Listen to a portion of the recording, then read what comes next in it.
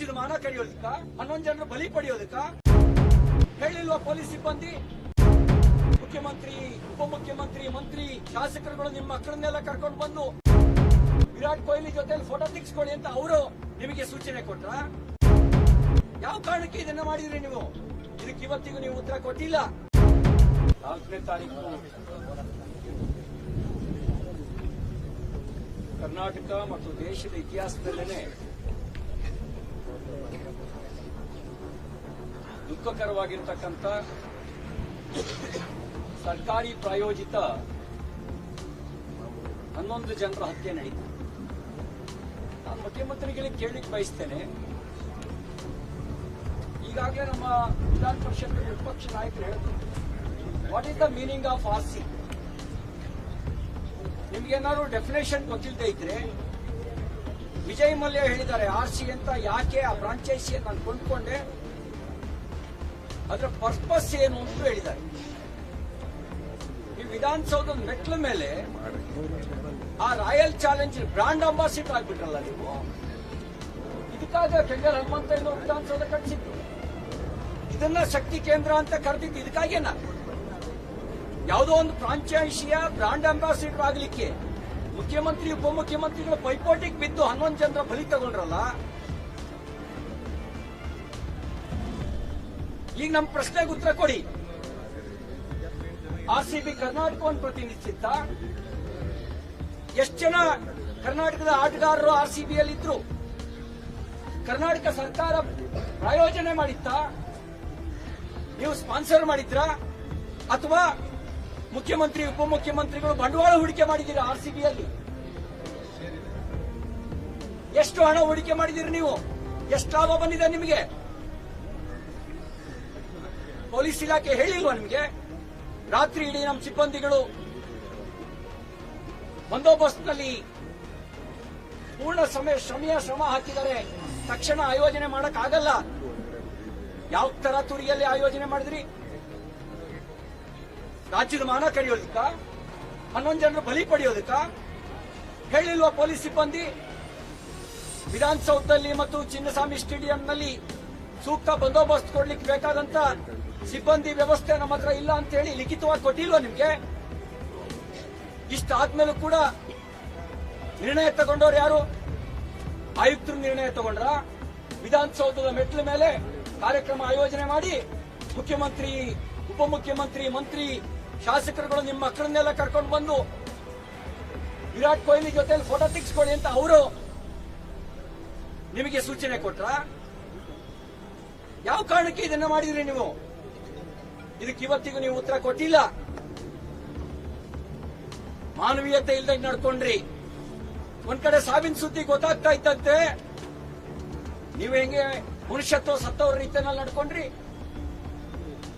ಒಬ್ರು ಕಪ್ಪು ಎತ್ತಿ ಮುತ್ತಿಡ್ತಾರೆ, ಓಹೋ ನೀವೇ ಶಿಕ್ಷೆ ಹೊಡೆದಿತ್ತು, ನೀವೇ ಗೆಲ್ಸಿದ್ದು ತಂಡನ. ನಾಚಿಕೆ ಆಗ್ಬೇಕಲ್ಲ ನಿಮ್ಗೆ?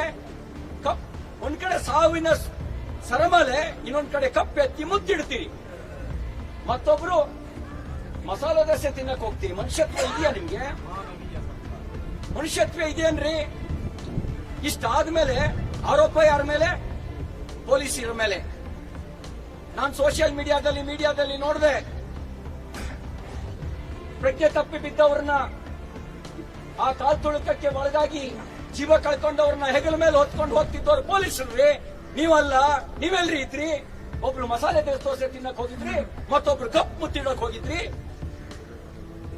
ವಿಕೆಟ್ ನ ಕ್ರೆಡಿಟ್ ನ ಪಡ್ಕೊಳ್ಳಕ್ಕೆ ನಿಮ್ಮಿಬ್ಬರ ನಡುವೆ ಕ್ರೆಡಿಟ್ ವಾರ್ ನಡೀತಾ ಇತ್ತು. ಅದಕ್ಕೆ 11 ಜನರ ಬಲಿ ಆಯ್ತು. ನಿಮ್ ತಪ್ಪನ್ನು ಮುಚ್ಚಿಟ್ಕೊಳ್ಳೋದಿಕ್ಕೆ ಈಗ ತಪ್ಪೇ ಮಾಡಿದವ್ರ ಮೇಲೆ ಕ್ರಮ ತಗೊಳ್ತೀರಲ್ವಾ? ತಪ್ಪು ಮಾಡಿರೋ ನಿಮ್ಮ ಮೇಲೆ ಶಿಕ್ಷೆ ಆಗ್ಬೇಕೋ ಬೇಡವೋ? ನಮ್ಮ ಈ ಹೋರಾಟ ತಪ್ಪು ಮಾಡಿರೋರ ಮೇಲೆ ಶಿಕ್ಷೆ ಆಗಬೇಕು ಅಂತ ಹೇಳಿ, ಅಮಾಯಕರ ಸಾವಿಗೆ ಕಾರಣಕರ್ತರಾದವರಿಗೆ ತಕ್ಕ ಶಿಕ್ಷೆ ಆಗಬೇಕು ಅಂತ ನಮ್ಮ ಹೋರಾಟ. ನೀವೇನ್ ಮಾಡಿದ್ರಿ? ಮ್ಯಾಜಿಸ್ಟ್ರೇಟ್ ತನಿಖೆ ಅಂತ ಹೇಳಿ ತಿಪ್ಪೆ ಸಾರಿಸೋ ಪ್ರಯತ್ನ ಮಾಡಿದ್ರಿ. ಕೇರಳದಲ್ಲಿ ಆನೆ ತುಳಿತಕ್ಕೆ ಒಳಗಾದ್ರೆ 25 ಲಕ್ಷ ಪರಿಹಾರ ಕೊಟ್ಟು, ಇಲ್ಲಿ ಸತ್ತವರಿಗೆ 10 ಲಕ್ಷ ಅಂತ ಘೋಷಣೆ ಮಾಡಿ ಅಲ್ಲೂ ತಾರತಮ್ಯ ಮಾಡಿದ್ರಿ. ಯಾವಾಗ ಜನಾಭಿಪ್ರಾಯ, ಜನಾಕ್ರೋಶ ನಿಮ್ ವಿರುದ್ಧ ಆಯ್ತು, ಈಗ 25 ಲಕ್ಷ ಅಂತ ಹೇಳ್ತಾ ಇದ್ದೀರಿ. ಆಮೇಲೆ ನ್ಯಾಯಾಂಗ ತನಿಖೆ ಅಂತ ಹೇಳ್ತೀರಿ. ನಮ್ಮ ಆಗ್ರಹ ಇಷ್ಟೇನೆ, ನ್ಯಾಯಾಂಗ ತನಿಖೆ ಆಗಬೇಕಾಗಿರೋದು ನಿಮ್ ಸರ್ಕಾರದ ನೇತೃತ್ವದಲ್ಲ, ವಿಧಾನಸೌಧದಲ್ಲಿ ಕಾರ್ಯಕ್ರಮ ಆಯೋಜನೆ ಮಾಡೋದಕ್ಕೆ ಮೂಲ ಕಾರಣವೇ ನೀವಿದ್ದೀರಿ. ನಿಮ್ಮ ಮೇಲೆ ಎಫ್ಐಆರ್ ಬುಕ್ ಆಗಬೇಕು, A1 A2 CM deputy CM ಆಗಬೇಕು. ಆಗ ಒಂದು ಪಾರದರ್ಶಕತೆ ಬರುತ್ತೆ, ಒಂದು ಪ್ರಾಮಾಣಿಕತೆ ಬರುತ್ತೆ. ಅಷ್ಟು ಮಾತ್ರ ಅಲ್ಲ, ನ್ಯಾಯಾಂಗ ತನಿಖೆ ಉಚ್ಚ ನ್ಯಾಯಾಲಯದ ಮುಖ್ಯ ನ್ಯಾಯಾಧೀಶರ ನೇತೃತ್ವದಲ್ಲಿ ಸ್ವತಂತ್ರ ನ್ಯಾಯಾಂಗ ತನಿಖೆ ಆಗಬೇಕು. ಆಗ ನಿಷ್ಪಕ್ಷಪಾತವಾದ ತನಿಖೆ ಆಗುತ್ತೆ.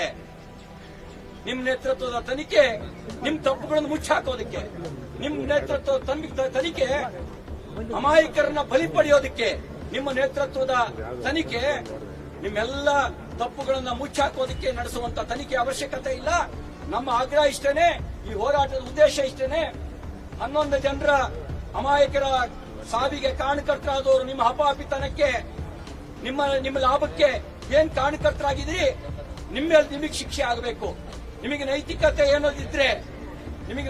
ಅನ್ನೋದಿದ್ರೆ, ನಿಮಗೇನಾದ್ರೂ ಮಾನವೀಯತೆ ಅನ್ನೋದಿದ್ರೆ ಇಷ್ಟೊತ್ತಿಗೆ ರಾಜೀನಾಮೆ ಕೊಡ್ತಿದ್ರಿ. ನಿಮ್ ಕುರ್ಚಿ ಉಳಿಸ್ಕೊಳ್ಳೋದಕ್ಕೆ ಬೇರೆಯವರ ತಲೆದಂಡ ಮಾಡೋ ಪ್ರಯತ್ನ ಮಾಡ್ತಿರ್ಲಿಲ್ಲ.